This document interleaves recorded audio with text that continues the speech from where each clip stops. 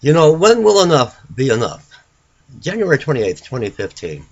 When will you stop chasing and promoting and making rich and making these fear-mongers fat and rich and popular that are promoting fear and hype and sensationalism? That's where everyone is running today.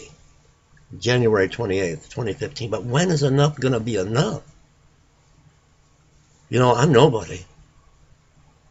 I'm just a poor preacher from Michigan with a homeless ministry. I don't get a lot of views, but I want to bring you the truth. When are you going to stop chasing this fear of the end of the world, of the apocalypse, the coming apocalypse, fire and brimstone, the seals have been opened, a giant asteroid is going to come and wipe out humanity as we know it. Mega earthquake is going to wipe out the state of California. Giant tsunamis are coming. It's the end of the world. That's where everyone is running. You know, I wasn't going to come on YouTube today at all. I'm debating whether I come back at all at any time. No one seems to have the interest in the type of videos that I put out. Those that do care about their brothers and sisters, that could make a difference. There are people starving in the streets, freezing to death, that are hungry. There are the lost of the world that need to be preached to. And that's what I do with my ministry. They're giving to the fat cat preachers promoting gloom and doom and sensationalism. And it's the end of the world. It's the apocalypse. That's where their money is going. No one watches my videos. I don't know if I'm coming back after this. I don't know if anyone would care. There are those that do.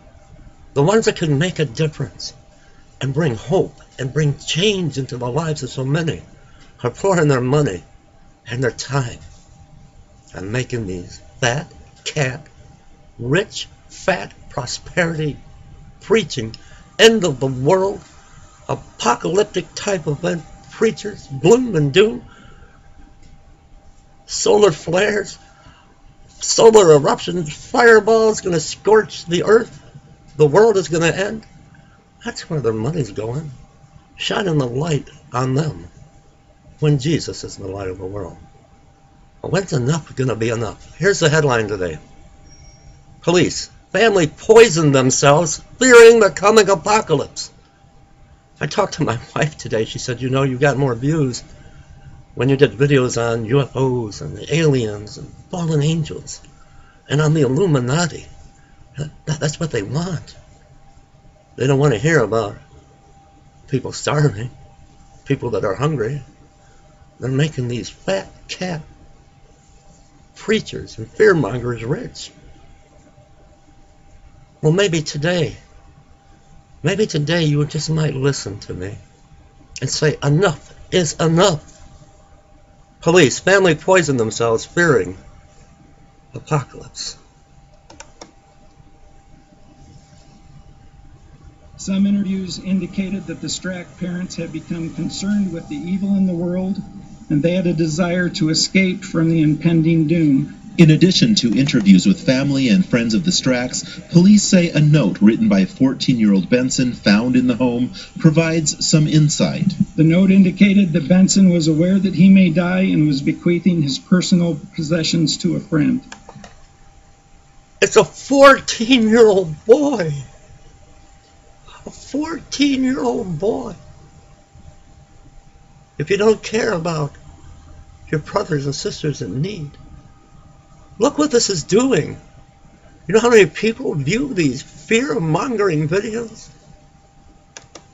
This was the only letter or note located that gave any indication that any family members knew what may transpire in the home. The apocalyptic beliefs of Ben and Christy Strack may have played heavily into Benson's writings. In the end, because of his age of being 14, it is difficult to determine if he was capable to make a decision to commit suicide or to consent to join his parents in committing suicide. Thus, the determination of manner of death could not be determined. As for 12-year-old daughter Emery and 11-year-old son Zion, the deaths of both the younger children were classified as homicide. toxicology reports These children are dead because of the fear. Because of the fear from these fat cat prosperity end of the world type videos they're putting out. And you're making them rich. You're promoting them. You're not promoting the Word of God. You don't need to promote my channel or my homeless ministry. Give your money to them. Give them to the fat cat. Make them rich. Make them popular. Shine a spotlight on them. How many more people are going to take their lives? indicate all five members of the Strack family had ingested the same lethal combination of methadone mixed with over-the-counter medications. Christy was familiar with the restrictions and dangers of taking excessive amounts of methadone in combination with other drugs. Now, Christy Strack did have a prescription for methadone, a drug which is commonly prescribed to aid people who are recovering from heroin addiction.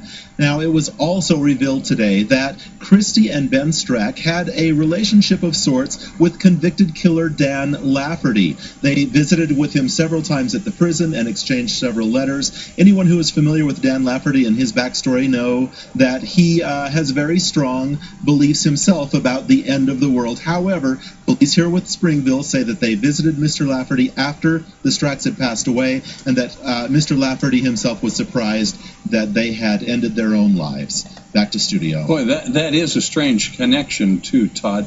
Now the Stracks also have an older son who was not at home at the time of their deaths. Was he aware of his parents' plans at all? He apparently was not. The police have been in contact with him as well. He says that it was very commonplace in the home to have conversations about the end of the world and the apocalypse, but he didn't think it was this serious. And in fact, most of the people that knew the Stracks well believed that they were perhaps making plans to move off the grid, so to speak, maybe to the Montana wilderness where they would wait out the events that would precede the end of the world. But they didn't think that the Stracks would actually take the course that they did. All right, Fox. You know, brothers and sisters, I'm nobody. I don't know how many people are going to watch this video.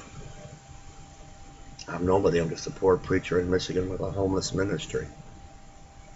And I've got a good group of viewers and subscribers. They do what they can. But the masses, the ones that could make a difference, change lives, are making the people that promote this type of fear, making them fat, making them rich, while they scream the end of the world, gloom and doom.